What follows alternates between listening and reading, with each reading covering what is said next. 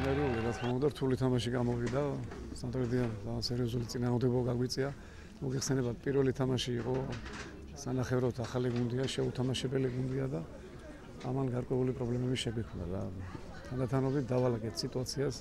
თავარია რომ მეორე ტაიმში გუნდმა ის სახე აჩვენა, რაც ეკადრება. ვცდილობდით რომ ერთი ხულა მაინც აგვიღო, მით უმეტეს გასნაკლული ვიყავით, ფსიქოლოგია ძალიან ძნელი იყო და რავის მოვახერხეთ რომ გოლი გაგვეტანა. მით უმეტეს ძნელია რომ ასეთ გასნაკლული ვითამაშო, მით უმეტეს დაცვითი. და რავის გავიდა გოლი. მნიშვნელოვან მომენტში არის აუცილებელი რომ ფორვარდმა გოლი გაიტანოს და წვრთნელმაც იცის ეგ და იმიტომ მომცა შანსი ამის და მეც გამოვიყენე შანსი, რაც ალბათ გასახარია და პირველ რიგში გუნდისთვის არის მნიშვნელოვანი წარმატება და მთელმა გუნდმა მოუტანეთ წარმატება რუსთავის ოლიმპს და რაც სასიხარულოა.